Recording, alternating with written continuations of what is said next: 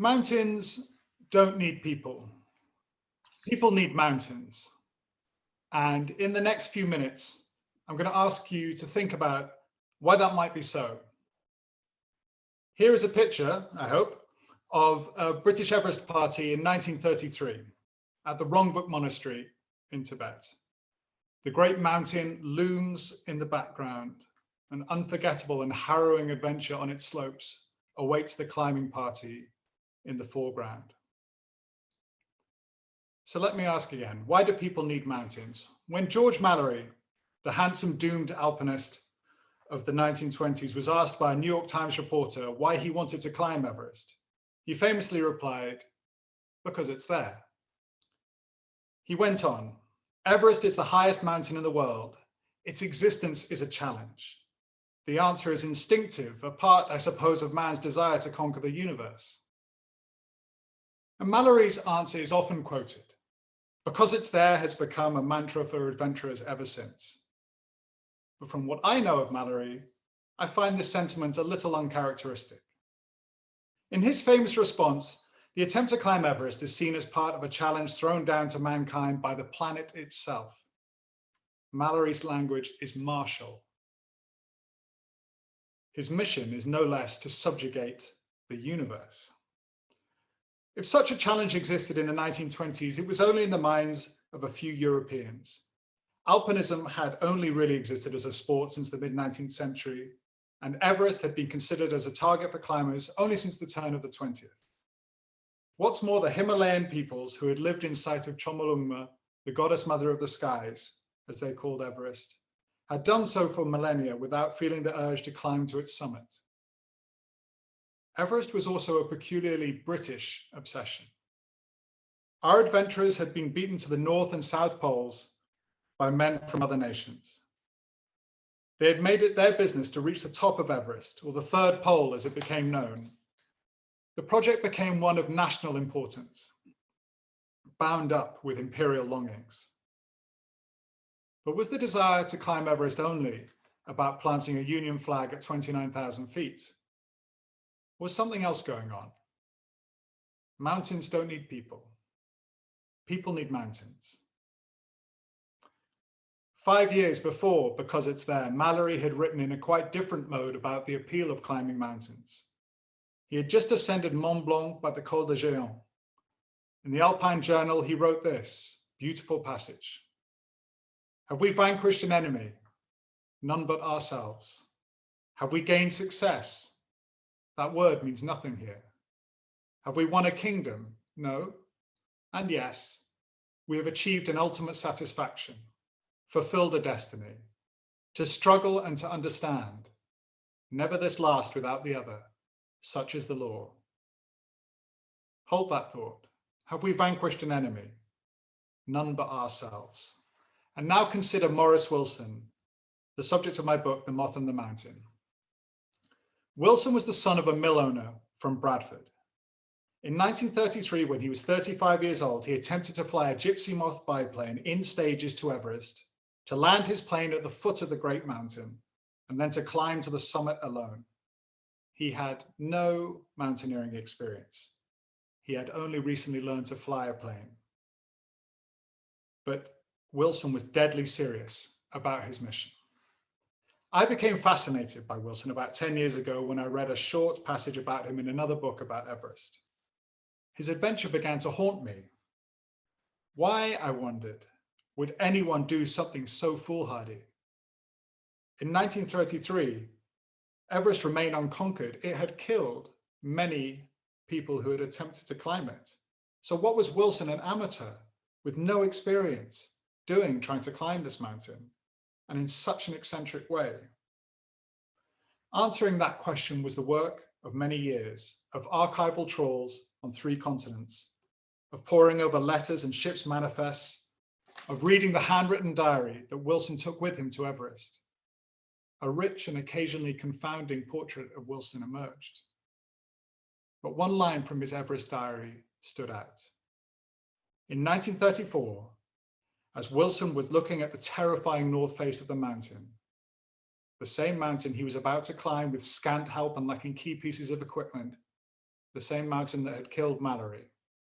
He wrote, 16 years since I went into the line in France for stunt. The stunt of which Wilson wrote was his heroic action in the First World War, for which he won his military cross. On the 25th of April 1918, during the decisive German Spring Offensive, Wilson, a 20-year-old second lieutenant with the West Yorkshire Regiment, survived on a day when hundreds of men from his battalion died. As his battalion was overrun, Wilson stayed ahead of the front line for hours, firing on the enemy, before eventually retreating to rejoin the battered remnants of his unit. It was a miracle that he survived that day without a scratch on his body. And when Wilson returned from the war some months later, injured this time by gunshot near Ypres, he came back to a city in mourning. This is a picture of Wilson taken at that time. You can see him wearing his military cross ribbon for bravery. Before the war, Bradford had been one of the most exciting places in Britain to live, perhaps in the world. It was the capital of the wool trade. It had a magnificent sporting and musical scene. It fostered talents from science to the arts. But after the war, it was a town of widows. On Cecil Avenue, Wilson's Road, half the young men were dead. Others had become husks of their former selves. Wilson's older brother, Victor, had also fought in the war. He was so badly affected by shell shock, what we would now call PTSD, that he shook constantly and was assailed by nightmares.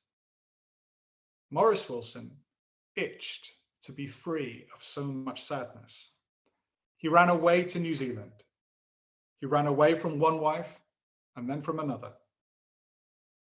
He ran into the arms of many other young women. He ran to nightclubs and to horse races.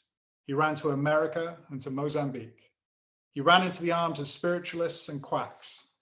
He ran into Madame Blavatsky's theosophists and into an intermittent regime of fasting inspired by Oxford group Christians and, improbably enough, by Mahatma Gandhi.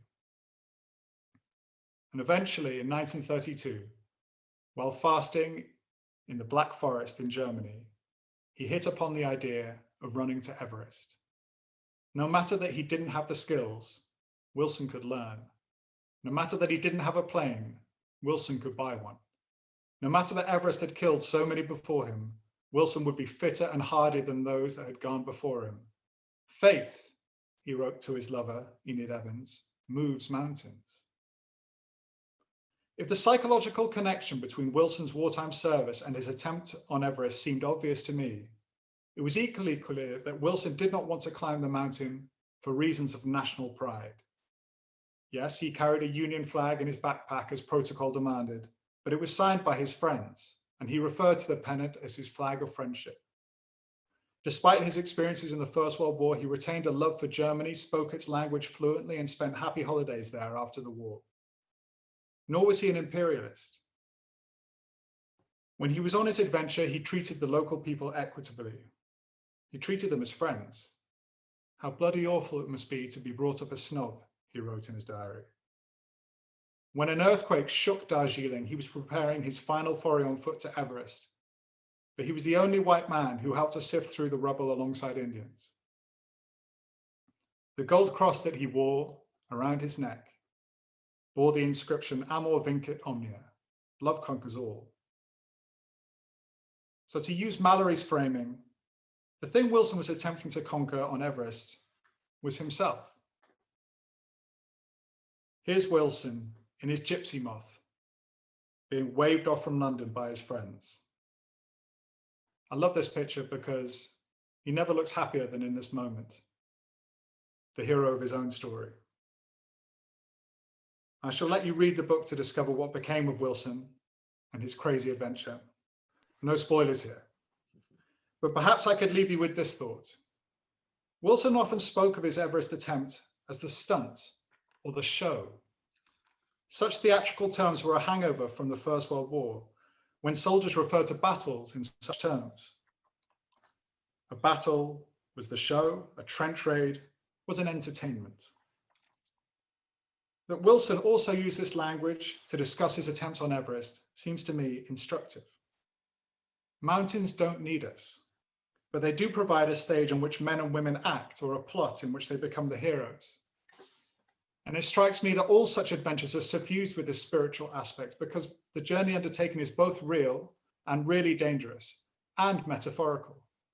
It is the profoundly unreflective alpinist who does not consider why he has put himself in the way of so much harm for so little tangible gain. To struggle and to understand, never this one without the other, such is the law, wrote Mallory.